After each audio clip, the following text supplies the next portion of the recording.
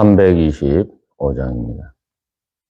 예수가 함께 계시니 시험이 오나 겁없네.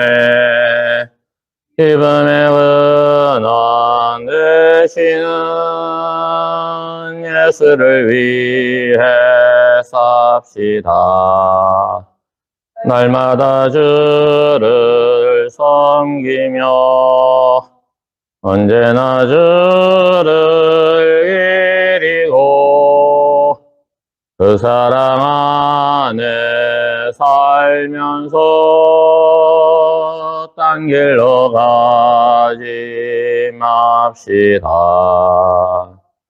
이 세상 사는 동안에 주 이름 전파하면서 무한한 복락 주시는 예수를 위해 삽시다. 날마다 주를 섬기며 언제나 주를 기리고 그 사랑 안에 살면서 딴 길로 가지 맙시다. 이 세상 친구 없어도 예수는 나의 친구니 불의한 일을 버리고 예수를 위해 삽시다. 날마다 주를 섬기며 언제나 주를 기리고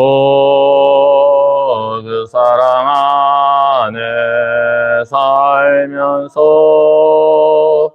딴 길로 가지 맙시다. 주께서 심판하실 때 잘했다 칭찬하리니 이러한 상급 받도록 예수를 위해 삽시다. 날마다 주를 섬기며 언제나 주를 기리고 그 사랑 안에 살면서 딴 길로 가지 맙시다. 거룩하신 하나님 아버지 은혜를 감사합니다. 저희들을 사랑하시고 은혜 베풀어 주셔서 오늘도 주님 주신 말씀으로 힘있게 살아가는 저희들 다 되게 하여 주시옵소서.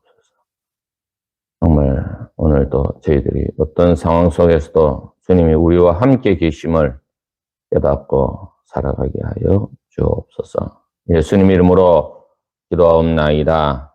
아멘. 하나님의 말씀입니다. 민수기 22장 1절에서 20절입니다. 옛날에 전쟁은 신들의 전쟁이었습니다. 전쟁할 때 누가 이기느냐? 그거는 그 나라가 가진 신이 강할 때에 그 전쟁에서 이깁니다. 그런데 자기들이 자기 나라가 섬기는 신이 강하냐 약하냐는 어떻게 아느냐? 사실은 전쟁을 해 보아야 합니다. 전쟁을 하고 나서 이긴 나라의 신이 강한 것이에요. 그러니까 과거에 전쟁을 아무리 10번, 20번을 해서 이겼다 할지라도 한 번에 다른 나라와 전쟁을 할 때 한 번 전쟁에서 지면 지금까지 뭐 백전백승을 하였던 나라의 신이라 할지라도 그 신은 전쟁에 패한 나라보다도 더 약한 신이 되어지는 것입니다. 그러니 그 당시에 전쟁을 할 때 왕들은 미스인을 되게 믿었습니다.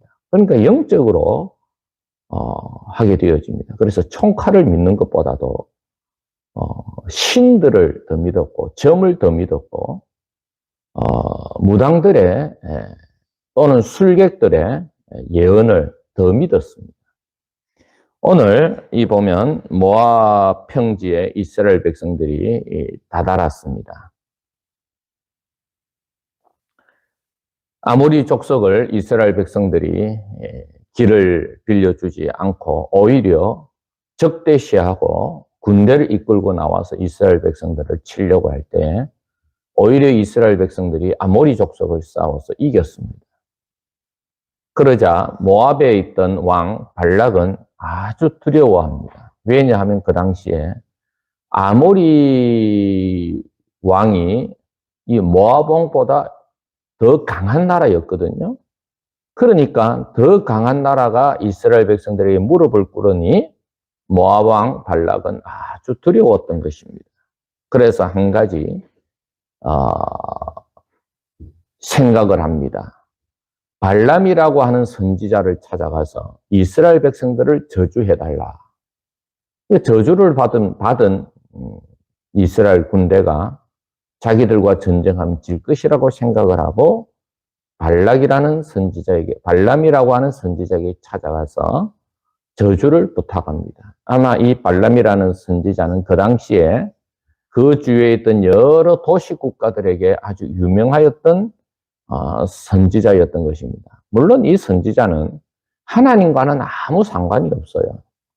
그저 아마 이름 있는 점쟁이거나 요즘으로 말하면 이름난 아마 무당과 같은 것이겠죠. 소위 말하는 용하다는 선지자지요. 그럴 때에 이제 복채와 돈과 그 돈을 가지고 가서 미디안 장로들이 모압 장로들과 미디안 장로들이 가서 이제 저주를 해달라고 합니다. 그런데 하나님이 먼저 앞서서 말씀을 하십니다. 발람이 찾아오니까 그가 8절에 보면 여호와께서 내게 이르시는 대로 너희에게 대답하리라 라고 이야기를 합니다. 그때에 이제 발람이 10절에 하나님께 아뢰입니다. 그때에 발람은 말씀하십니다. 하나님의 말씀을 듣습니다. 그들과 함께 가지도 말고 그 백성을 저주하지도 말라. 그들은 복을 받은 자들이니라. 그들은 복을 받은 자들이다. 여러분, 하나님께서 이스라엘 백성들을 보실 때 복을 받은 자들이다 라고 말씀하시는데 정작 이스라엘 백성들 자기 자신들은 어떻게 생각합니까? 조금만 어려움만 있으면 하나님 앞에 저주받았다고 생각하지요. 하나님이 쓸데없이 자기들을 고생시킨다고 그러죠. 쓸데없이 하나님 자기들을 광야로 불러내어가지고 광야에서 죽이려고 하나님 우리를 보내셨다라고 이야기를 하고 있습니다. 성도 여러분, 우리는 이 세상에서 살아갈 때에 꼭 기억을 해야 합니다. 상황은 변하고 환경은 아무리 변하여도 나는 누구인가? 하나님과 나 자신과의 관계를 항상 기억하고 살아가야 하는 것입니다. 하나님은 끊임없이 나를 복받은 자라고 말씀하시고 하나님은 항상 나를 사랑한다고 말씀하고 계시고 하나님은 항상 너와 함께 한다고 말씀하시는 분이십니다. 사랑하는 성도 여러분, 세상 사람들의 평가에 귀 기울이지 마시고 내가 나를 보는 평가에 귀를 기울이지 마시고 하나님이 나를 어떻게 보시는가 이걸 우리가 기억하고 살아가야 되는 것입니다. 하나님은 저주해달라고 하는 모압 왕 발락을 보낸 자들에 통하여 하나님 앞에 기도할 때에 하나님은 야, 너 저주하지 마라. 이들은 나에게서 복을 받은 자들이다 라고 이야기를 하고 있습니다. 그때 발락의 신하들에게 돌아가라고 이야기를 합니다. 하나님께서 허락지 아니한다 라고 하니까 다시 발람이 더 높은 고관들을 보내어가지고 이제는 오라고 이야기를 하고 있습니다. 처음에는 저주하라고 부탁을 했는데 이번에는 발락 모압 왕에게로 데리고 오게 합니다. 어쩌면 아마 이 발락 왕이 발람을 직접 만나서 아마 설득하게 하고 어쩌면 어떤 방법을 통해서라도 저주하도록 만들려고 하는 그러한 생각이 있었던 것 같아요. 그래서 발람 선지자에게 직접 오라고 이야기를 하고 있습니다. 그래서 17절에 보면 그대를 높여 크게 존귀하게 하고 그대가 내게 말하는 것은 무엇이든지 내가 다 주겠다라고 하면서 오라고 이야기를 합니다. 그때 발람이 이야기를 합니다. 아무리 은과 금을 주더라도 내가 능히 내 하나님의 말씀을 여겨 덜하거나 더하지 못하겠노라. 거절을 합니다. 그런데 한 가지 근거를 줍니다. 49절에 너희도 이 밤에 여기서 유숙하사 여호와께서 내게 무슨 말씀을 더하실런지 알아보리라. 아마 흔들렸던 것 같아요. 이미 하나님께서는 저주하지 말라고 말씀을 하였건만 그도 하나님의 말씀을 거역하면 안 된다는 걸 알고 있었어요. 그러나 발락 왕의 유혹이 너무 크기에 다시 한번 좀 생각할 여지를 갖게 됩니다. 그래서 오늘 밤에 하나님이 뭐라고 말씀하시는 거 내가 한번 들어보겠다. 여기서 하룻밤 더 자고 와라 라고 이야기를 합니다. 사랑하는 성도 여러분, 우리가 하나님 앞에서 살아갈 때 물론 이것이냐 저것이냐 라고 할 때 우리는 하나님께 기도하고 하나님 앞에 생각하고 깊은 생각을 하고 사려 깊은 행동을 해야 합니다. 그러나 명백하게 하나님이 기뻐하시는 악일 때, 명백하게 하나님의 말씀하시는 것이 나타났을 때에는 조금도 주저함 없이 거절을 해야 합니다. 그것을 버려야 하는 것입니다. 악한 것에서는 여지를 두지 말아야 합니다. 만약에 여지를 두게 되어지면 그 틈을 타서 사탄이 우리를 시험하게 되어지는 것이죠. 지금 발람이 하나님의 말씀을 잘 쫓아가는 것 같습니다만은 그러나 더 큰 재물과 더 큰 높은 지위로 제의가 들어왔을 때에 이러지도 못하고 저러지도 못합니다. 하나님을 거역할 수도 없고 또 그것이 아까워서 내칠 수도 없는 거예요.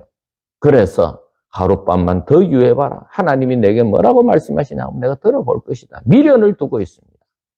사랑하는 성도 여러분, 이 세상은 미련의 대상이 아닙니다. 이 세상은 우리가 하나님께서 주신 은혜 가운데 열심히 살다가 이제는 천국에 가게 되어지는 것입니다. 이 땅에서 영원히 사는 것이 아닙니다. 그때 발람이 여지를 두자 하나님 발람에게 말씀하십니다. 너를 부르러 왔거든 일어나 함께 가라. 그렇지만 그러나 내가 내게 이르는 말만 준행할지니라. 하나님께서 따라가라고 합니다. 그러나 발람에게 다시 한번 이야기를 합니다.